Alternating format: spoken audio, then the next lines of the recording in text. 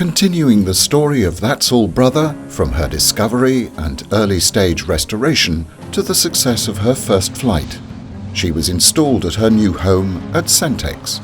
Dedicated teams completed her interior fittings and exterior paintwork, including the faithful reproduction of her nose art. Relatives of the former crew and paratroopers took part in an emotional relaunch at Oshkosh Air Show. There was distressing news of the sudden demise of her sister aircraft, Bluebonnet Belle, and renewed concerns that an oil leak in That's All Brother's left engine had become noticeably worse. Now the pressure to return That's All Brother to France is beginning to mount significantly. After so many long days, weeks and months, the horizon of Normandy is finally coming into view.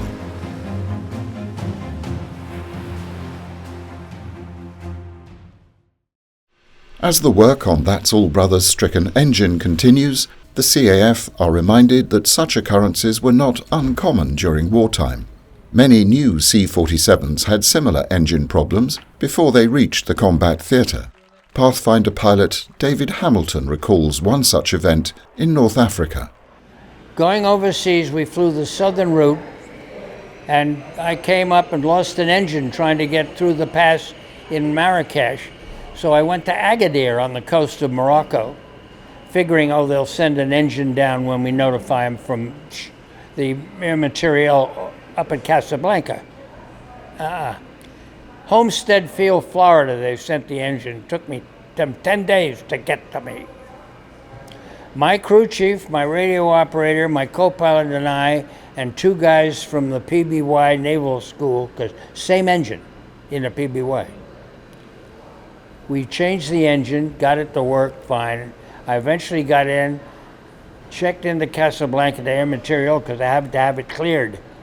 And Bob Hoover was the captain clearance officer. And he said, "Is the airplane flying fine?" I said, "Yes, just going great, no problem." He said, "Sign here." Boom, have a good trip. And I went to England. The engine suppliers and the team at Basler had been hard at work. To everyone's great relief, the engine repair was completed successfully, and once again, the Pratt & Whitney power plant was reunited with That's All Brother. The process requires great patience as well as skill. The team take all the time required to carefully position and reattach the repaired engine. It is vital to keep to the schedule and to ensure the success of her mission that this all goes according to plan.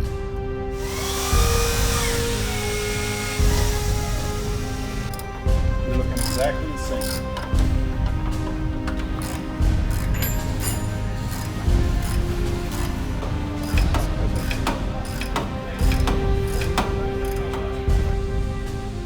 Central to the events that led up to D-Day and to events marking the 75th anniversary, Greenham Common stands as witness to all that went before. Greenham Common, England. When Eisenhower arrived here on June the 5th, 1944, he had with him a retinue of press corps, the media. He had made a famous uplifting speech for the morale of the men. But Eisenhower had the weight of the world on his shoulders, and he knew beyond that morale-boosting speech, everything might fail. In the event of it going disastrously wrong, Eisenhower had prepared a letter to be issued accepting full responsibility for the failure of D-Day. Happily, that version of history did not happen. Not far from where I'm standing stood That's All Brother. Donaldson and Daniel were doing their pre-flight checks. The aircraft had been readied by the ground crew, working hard to make sure everything was as prepared as it could be for the vital mission being flown that night. The men were anxiously waiting to board. They wanted to get on and get it over with. They knew they were going into combat and they had been waiting and preparing for hours. Last let us home checking the pouches, sharpening the bayonets once more, and getting the haircuts, the Mohican haircuts, competing with one another for those blackened faces with red or white stripes. Who could look the most ghoulish? And then waiting to take off as the sun set on June the 5th, 1944. The history and importance of Greenham Common is not lost on the CAF team as they too come to see where the events of D-Day began.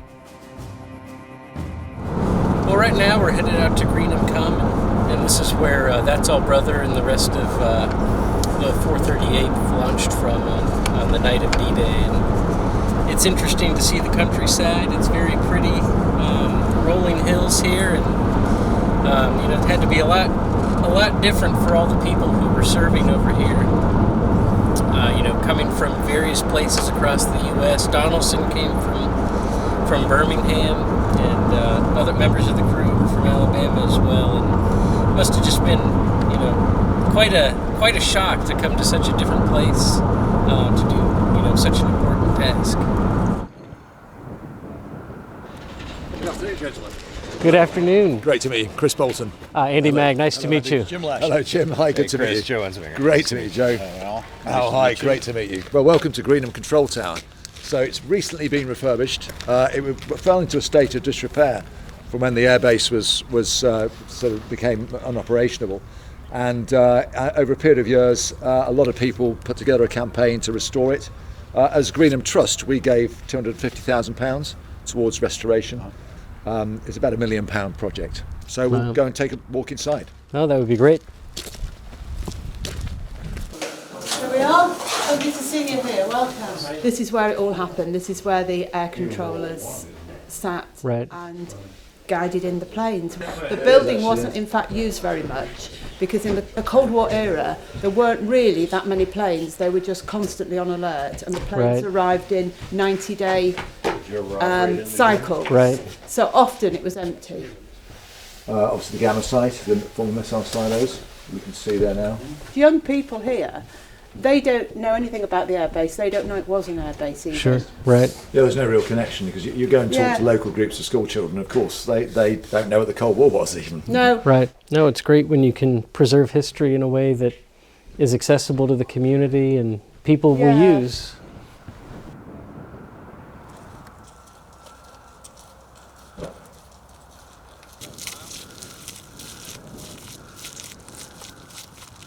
Well, we're out on Greenham Common. We're kind of walking toward the runways, and this used to be a SAC base, but before it was that, it was a base that was used by the U.S. Army Air Corps in 1944. And so we're going to kind of walk to the middle here, where there's a little pad of concrete from the old concrete runway. Yep.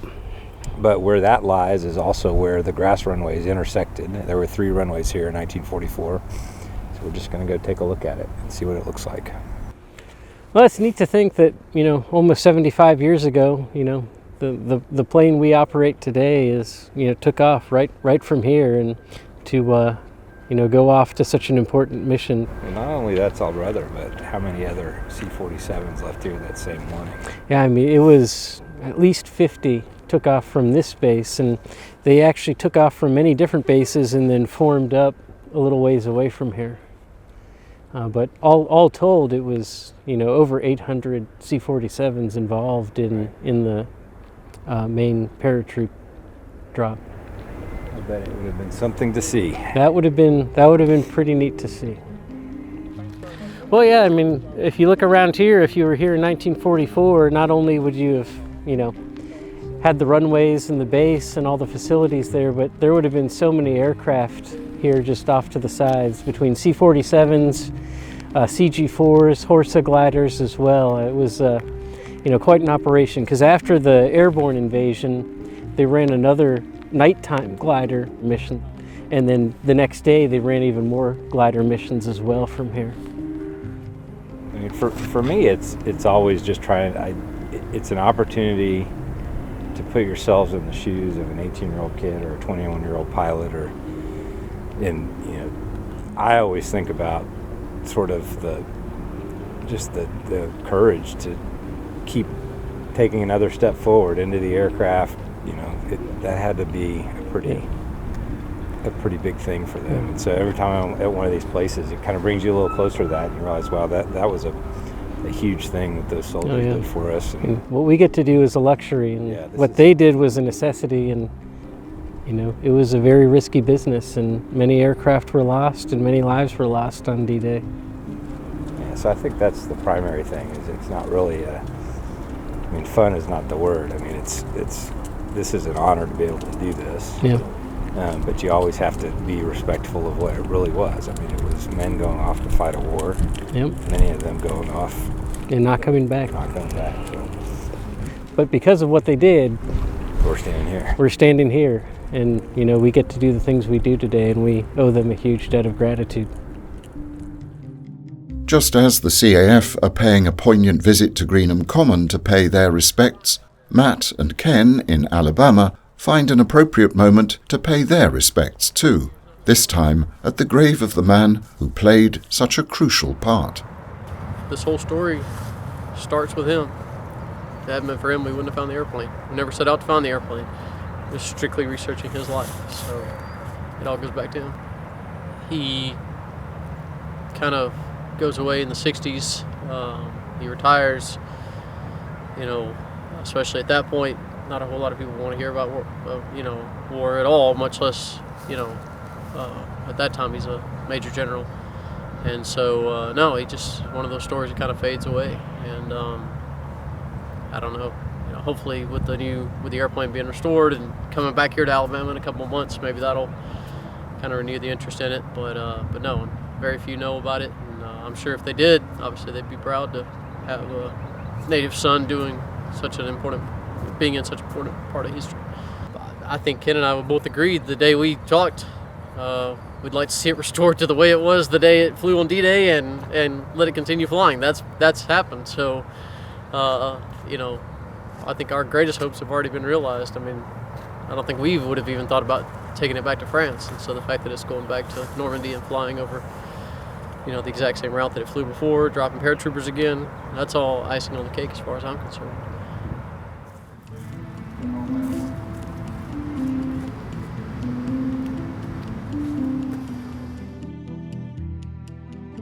The CAF have returned home with a heightened sense of their mission.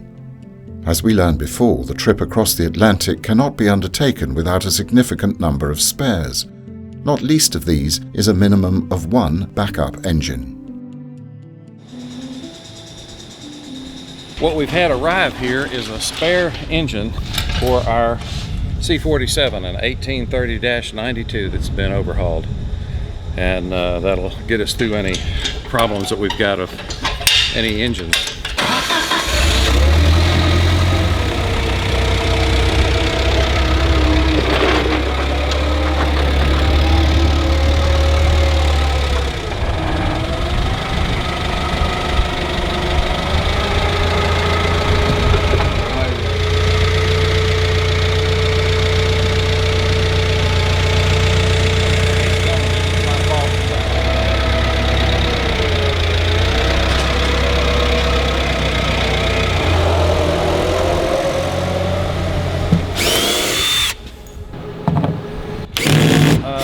Came from Idaho, Anderson Aeromotive.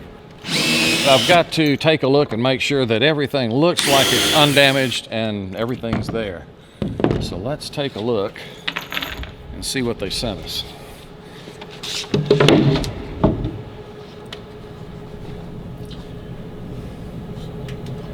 That's a pretty engine. This one is what we call an IRAN engine, inspect and repair as necessary, or replace as necessary. So it hasn't had a full overhaul, but it's a complete engine that's been built, is ready to run, and we can just bolt it on the plane and go if we need to. This would more likely be an emergency engine. If I had a problem in the field with the plane and I had to replace an engine, I can put this one on there and it will reliably get me back here where we can send the other engine off for overhaul and get the plane back where we can actually work on it. We're really kind of shaking it out right now with the test flying that we're doing. I say test flying. We're taking it to shows. Our pilots are getting qualified. We're putting hours on it. We've got about 50 hours on it since March when the plane was delivered to us. We're working hard, the CAF's working hard, and all of the vendors that are working with us, everybody's really pitching in to get this done just right. The logistics are every bit as demanding as they are important. The CAF calls a meeting to refine the plans. The airplane's going to start in San Marcos. We're flying to New Orleans, Lakeland, Florida, Birmingham, Alabama, Atlanta, and Dover, Delaware, and then we're going to end up at Oxford, Connecticut. And then from there, that's when the trip starts. And so on the 18th, we're going to go from Oxford to, I believe, Goose Bay, and then across to Narsarsuaq. I think that's how you pronounce that. And then to Reykjavik, and then across to Prestwick. And then we'll park in Prestwick for a week or so, and then move down to Duxford. We'll be doing a lot of airshow stuff at Duxford. It's actually a little short for our SOP, but we're gonna make an exception for it. How long is it? 4,800 feet, I think. We're doing some flyovers of some strategic areas on the way. We crossed the channel. This is about a 2-hour flight, and we're going to be landing in Caen. Depart on the 18th of May, come back around the last week of June, and maybe the first week of July. All the while in wartime France, the resistance had been on standby for many weeks, awaiting word of the forthcoming invasion. At last, D-Day was imminent. The resistance were working with the Allies. Communication was going backwards and forwards across the channel, and the resistance were waiting for a particular message. And that message came on the evening of June the 5th, the second part of a message that told them the invasion was on. Immediately they started to disrupt German communications, telephone lines cut, telegraph poles destroyed, train tracks blown up, trains misdirected, anything to disrupt and prevent the Germans bringing through reinforcements to assist the Allies. On Greenham Common, ahead of the invasion force, the very first wave was leaving, the Pathfinder planes, carrying troops capable of setting up strategic radar beacons needed to guide the main wave to the predetermined drop zones. At long last, D-Day proper was underway. We had a final briefing and relaxed, went through the sand tables again, the drop procedure. Then we slept and ate a little. And then we went out to the plains at around, I'd say maybe 7:30 or 8 o'clock. And then we took off, and 3 ship formations. The 101st took off first. They had a little further to go. And the 82nd planes, 9 of us, we took off later. The last 2 planes were the drop zones for the glider landing. There was a fog bank, unreported, over the drop area. And nobody broke radio silence to let us know. But amazingly, we stuck in formation. And drop zone T-Tear had 3 planes drop in there, and the drop was perfect. The flak was intense, but small arms. And I had lots of holes in my airplane, but mostly 25 caliber Schmeiser machine pistol, which will give you an idea of how low I was after I got rid of my troopers. Because I dropped my troopers starting at 800 feet, got down to about 680, then they pulled in the static lines and I hit the deck. And we had to lift our right wing to go by the church steeple of St. Mary Glees. And the only 101st had 1 drop zone where the plane had to do a 360 and go back, but it eventually, every Pathfinder landed in his drop zone. When the day came, every airbase in the southeast and beyond had a full part to play. The fighter squadrons of Mustangs, for example, providing cover and protection as well as causing as much disruption as possible to enemy forces, were fully engaged. This is Bottisham Airfield. Yep. So what units were based here? This was the home to the 375th Fighter Squadron. Of the 361st? Fighter Group, yeah, flying Mustangs on D-Day. They were flying combat air patrols. They took off before dawn and landed after dusk, basically just stopping any enemy fighters getting through to the airborne forces. They didn't want the German fighters tangling with the Dakotas. Oh, because they would have massacred them, wouldn't they? Oh, yes, they would, yeah. So it's very important to provide that safety net. So it was a shield. This was part of a big Allied shield then, basically, protecting the... Eisenhower put all his fighter groups in an umbrella around the beaches to stop anything getting through. And this is the actual room that the briefing occurred that morning. Yeah. So the tension here must have been palpable then as those young men came in, knowing that something really big was going down. Yeah, I can't begin to imagine people sitting in this room learning the news that you're going to be landing in France and you're providing that umbrella and you're expected to be in the air nearly the whole day and land a Mustang at night. It must have been a fairly hectic day. Where was the briefing screen then? Where was the stage? It would have been huge. Basically, we've got a photograph of the squadron commander standing a couple of steps behind you. Big map of Europe on this wall here. He's got a pointer. He's showing the guys where the targets are, where their designated areas to fly. And there's a status board here on the wall behind you telling them what flights they're in, what machines they're flying that day. This is where they'd have learned what they were doing. And here we're in the heart of East Anglia, and the skies would have been very, very congested on that morning then, I guess. I can't begin to imagine it. Every fighter group was in the air, most bomber groups were in the air, and you've got Transport Command flying the airborne forces in. I mean, it must have been hectic. Yes, I think from an historian's viewpoint, you can only imagine the sounds that must have been shaking this building that morning as the aircraft thundered out. So you can imagine 70 Mustangs starting up at once, the noise that must have made. When did they put the stripes on the aircraft? I think it was on the evening of the 5th. So they were busy. So they would have seen all the hubbub going on of painting their beautiful, nicely polished Mustangs with these ghastly black and white stripes. Yeah, and they were just quickly thrown on because they had to do 60, 70 aircraft in about 3 or 4 hours, so it wasn't a precision job. Did they fly more than one mission that day? They did. They flew 6 missions that day, yeah. 6 missions? 6 missions, yeah. They split the group up into 2 halves and they kept one group in the air all day.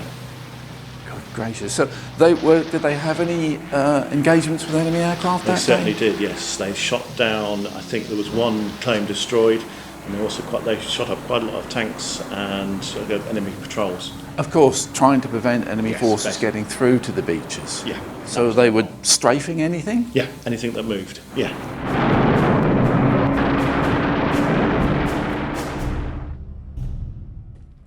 In the closing minutes of June the 5th, the first wave of C-47s with the paratroopers aboard, led by That's All Brother and Donaldson, took off en route to Normandy. By now, though, the enemy forces were on full alert and their passage over was anything but smooth. Going across, it was, you could look down and see all those ships down there, and you realized that this was the largest armada of ships that anybody has ever seen. People have asked me if we were afraid. No, we were not afraid. There was a little apprehension because we'd never done this before. But that also worked in the fact that we weren't afraid because we didn't know we'd never done it. We didn't know how bad this was going to be. So we came close to the coast, then the clouds rolled in. We were flying in serials of 9 planes. The first plane in each serial was the only one that had a navigator. There was on the ground a thing called a Eureka. It would send a beam up to the plane. They had a Rebecca. There were those in every area. They had a guy on the ground with the Eureka, and you're supposed to home in on him. But what happened when they got into this cloud bank? We were flying almost propeller to tail. So the first thing they did, self-preservation, scatter, or we're going to wreck. In doing that, they lost the navigator. So the 8 planes behind him had no idea where they were because the navigator was gone. They were so certain because of the time element that they had flown that they were dropping people in the right place, and they were not. It was good and bad. It was bad because our plan fell apart. It was good because it confused the Germans. They just had no idea of how many people there were. All they knew was that every place they looked, there was paratroopers. And as far as actual fear, I stood in the door and looked out, and I felt no fear at the time, and I've talked to the other guys, and none of them have said the same thing. It was fascinating. You could see all of those heavy caliber tracers coming up. Every fifth shell that was coming up was a tracer, but it looked solid. They were hitting the planes next to us. There were planes blowing up. They were coming up through, hitting people in the plane. And we were so low that the ground fire from machine guns was coming up through the planes. And all we could think of then was, let's get out of here.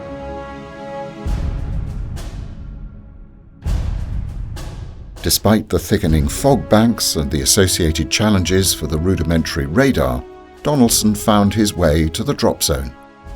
Well, studying the maps, we think we're now pretty much on the spot where That's All Brother deposited the paratroops on board her aircraft. She put, through Donaldson's courage, her men where they were meant to be. And that was the time, the green light and out.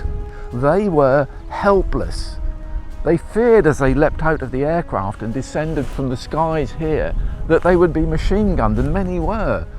In the darkness, they were trying to find one another. They had their little clickers. Was it somebody friendly? Hopefully you got a responding click. It would be one of your men. Then 1, 2, 3 others gathered. Around 75 of them made a textbook attack on Saint-Marie-de-Mont. They positioned machine guns to enfilade the enemy, and they went in, almost leapfrogging, building to building. And in a brief, fierce combat there, they took the church. And within hours, many objectives had been achieved, which made it possible then for the troops coming up from the beaches to proceed to some extent as planned. And through the night into the early hours of the morning, that bitter, vicious combat went on.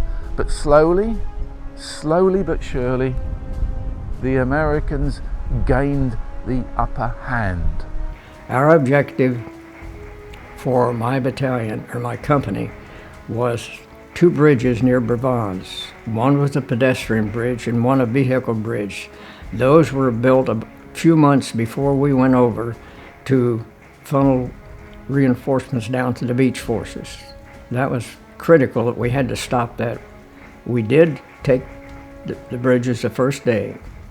The 82nd and 101st Airborne Divisions were in action 33 and 24 days respectively. The 82nd, having captured Saint-Mère-Église and secured the bridgehead across the Mer de Ré River, destroyed other river crossings, protected the flank of the 7th Army Corps, and drove west to the Douve River. The 101st seized the areas assigned it, destroyed bridges, and drove on to Carentan to establish a defense area there. We were supposed to be in there 3 days. That's what shock troops do. They are not defensive people ordinarily. But they had nobody else to put in. It was harder than they thought, so they decided to keep us in. We were in it for 33 days before we went back to England. Dropping the paratroops and their part in preparing the way proved vital for the wave after wave of ground troops who landed amid such heavy fire on the beaches. Though many pilots had not found their predetermined drop zones, due in large part to the fog, the paratroops' role proved crucial in opening up lines through which the Allied forces could advance. As part of her preparations, That's All Brother regularly takes to the air, not least of all to put time on her freshly repaired engine. Today, she adds extra purpose to her flight, this time to Dayton, Ohio, to reconnect with a familiar face and one of the original paratroopers, Jim Pee Wee Martin.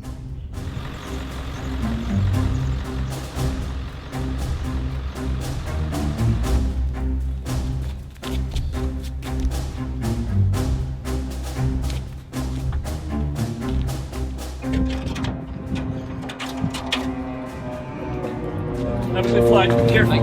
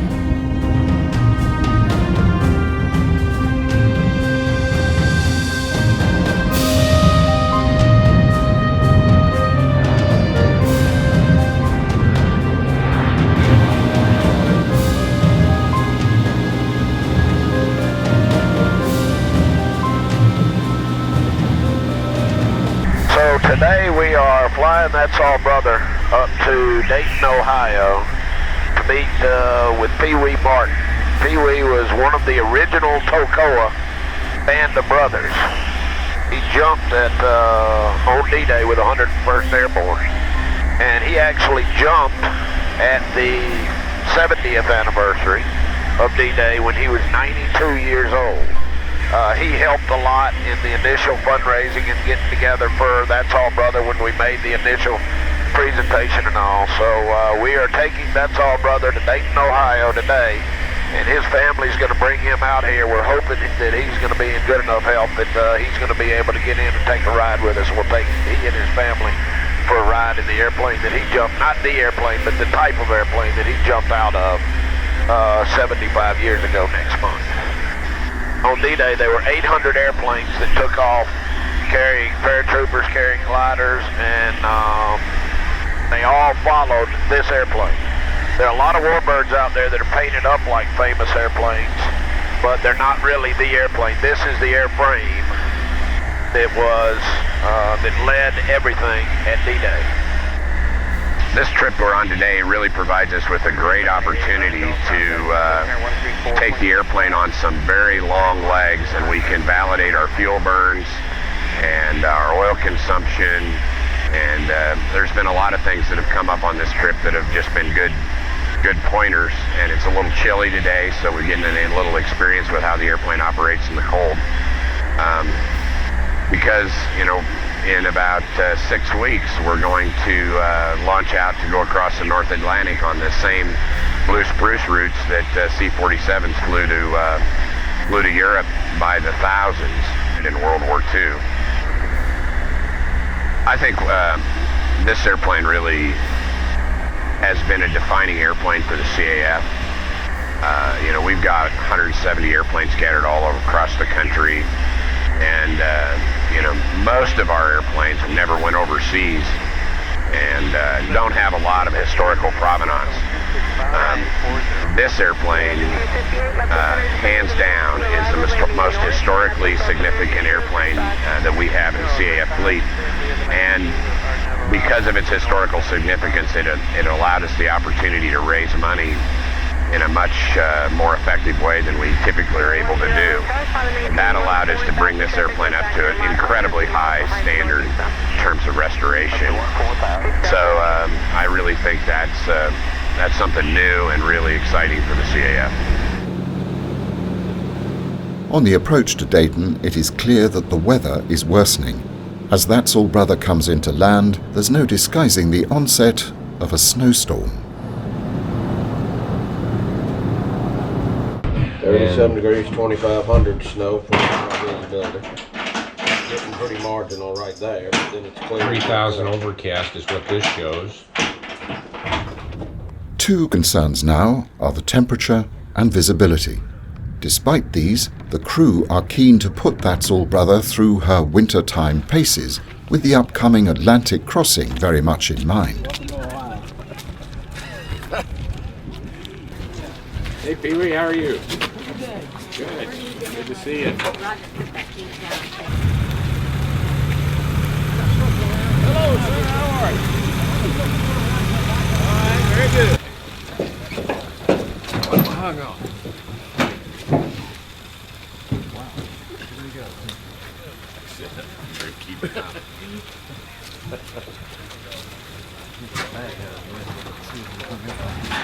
What do you think?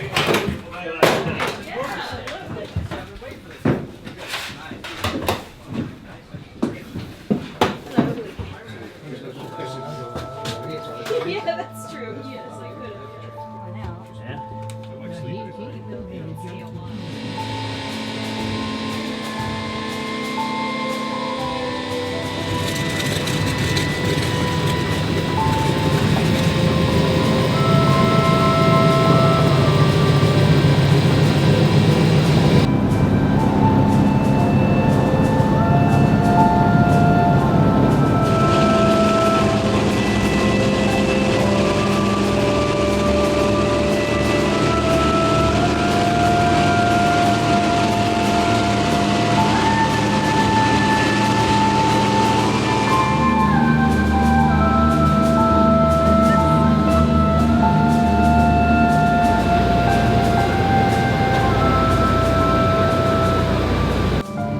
After a short but emotional flight, That's All Brother returns to the airfield and, with visibility mercifully improved, lands safely.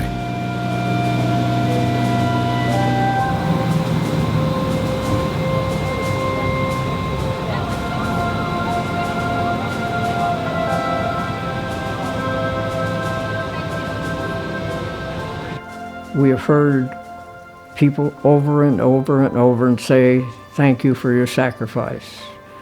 I have never considered my service a sacrifice. I have always considered it an honor and a privilege to have been a part of history.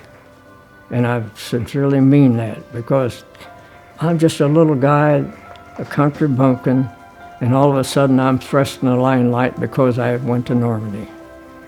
See, and what's important now about all of this restoration and what you are doing right now is that we're going to be gone, and you're going to be the last people to have talked to somebody that's actually been there, and you're going to preserve that. You think about that. There is no glory in combat, believe me. There's no glory. There is afterwards, but not while you're doing it. I'm not usually emotional, but I'm emotional today. Bring whatever looks good. Okay. Thank you. And I thank all of you people for what you've done for me. Well, thank you. Jim clearly cherished his brief flight, although he had originally jumped from a different C-47. That's All Brother, though, has plenty of stories of her own. Dads, uncles, grandfathers, the men that flew this airplane had touched people's lives. The photos were still out there, the family albums, the archives, the information, and stories like Chappie Hall and his role as Jumping Jesus, this airborne paratrooper chaplain who jumped with the men. He had been noticing that paratroopers weren't attending his masses and his services, and he figured out that it was because there was a reticence to visit his services because he himself wasn't a jumper. So he decided to go and receive jump training, and he noted that there was a massive increase in the number of men who came to his services and his masses after he came back with his jump wings. Now, Hall was interesting not only for the fact that he went and became jump qualified as a chaplain, which at that time wasn't required, but that he chose to accompany the men to Normandy on the D-Day mission. Now, a chaplain could be argued to be not necessarily essential personnel in that first wave, but he felt strongly that as shepherd to those men, that he should endure the same challenges that they do, and basically go over there with them. So he joined the unit on board That's All Brother, and he basically jumped right behind Old Mo Mosley, who was the unit's commanding officer. And in the airborne, there's a culture of, the officer is always leading the way. He's always the first one out of the airplane. And Mosley was no different. They weren't the only unique characters on the airplane. In fact, David Daniel, the commander of the 87th Troop Carrier Squadron, to which That's All Brother belonged, brought along his Scottish Terrier. Now, we had this sort of obscure reference to there being a Scottish Terrier on board the airplane, sat upon a stack of flak jackets from the memoirs of Chappie Hall. But it would be some months later during the crowdfunding campaign that we were actually shown a picture of the dog. The crew, when they returned to England, was photographed, and we were all looking at it really interestingly, thinking, wow, this is the crew as they return. Look at the load of stress that's off their shoulders, but they're also weary from a long mission. And we had the picture in our hands for a couple of days before someone finally said, "Did you guys see the dog in the middle of the picture?" And sure enough, this black Scotty is in David Daniel's arm, and you can see his eyes reflecting the flash, and that's basically the only way you see him, but he's cradled right there in his arm.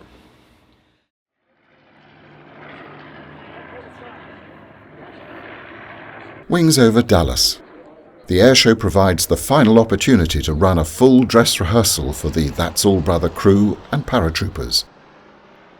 Full period uniforms, round chutes, and perfect flying conditions. With luck, exactly what they will find when jumping in France in June.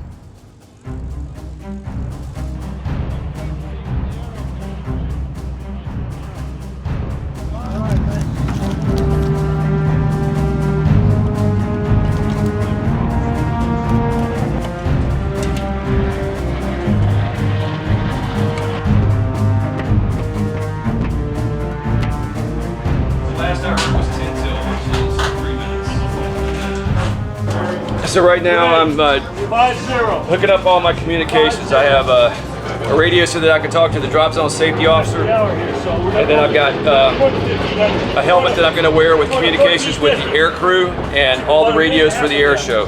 So I've got to get myself wired up to be ready for the communications. I'm also going to be making sure that my safety hookup is secure. In this case today, I'm wearing a parachute rig instead of just a safety harness. So if there's a problem, I'll be able to go out the aircraft by parachute instead of having to stay with the airplane.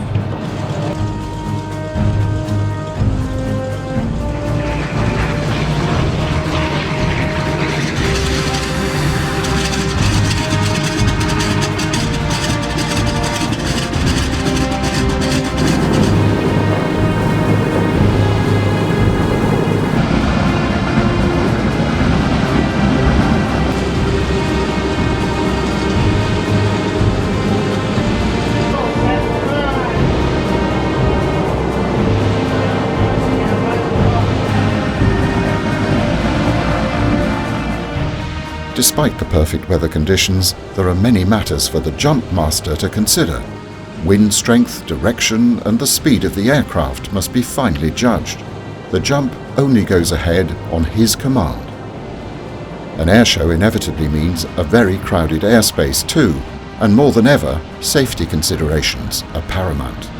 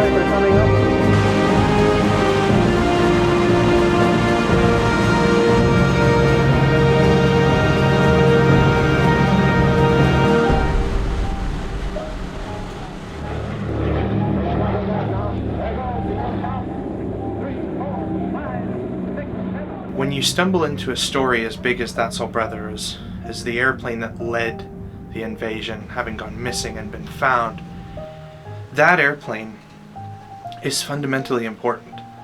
The D-Day narrative, the experience of the men who fought in that battle, and the importance of this relic are connected with what it means to be an American. These airplanes represent, or specifically this airplane, represents an incredible piece of the cultural commonwealth of America. A part of what makes us who we are today is wrapped up in this machine. Those men who were on board flew over willing to risk their lives, knowing full well they wouldn't all make it back, in the cause of global freedom. This airplane has already lasted longer than any of the men who flew it that night or who jumped from it that night. And that is a small taste of how important it is, because for generations to come, this airplane will represent the only real link to that time. This airplane will be a time machine that reminds people that it was real, that those challenges were there, that tyranny was a problem, and that people were willing to stand up and sort of fight for what was right. At last, the day has come. That's All Brother has completed her astonishing restoration from boneyard to, very soon, battlefield. She's undergone every form of preparation and proved herself worthy in all tests and under all conditions. Now she is ready for her return to France. But first, the arduous Atlantic Bridge crossing must be negotiated.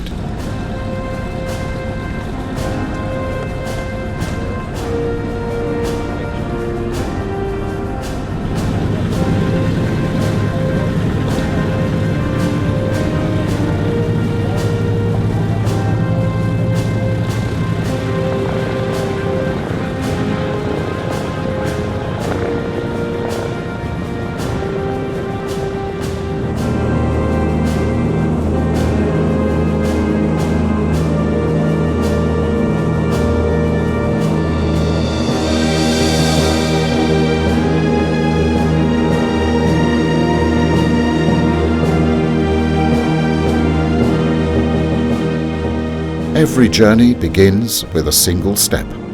For That's All Brother, en route to France, that means a trip from Texas to New Orleans. She will have to visit 5 other states before leaving US airspace, before realizing the dreams of the CAF and all those who have brought her this far, before revisiting her defining moment. 75 years on, and counting.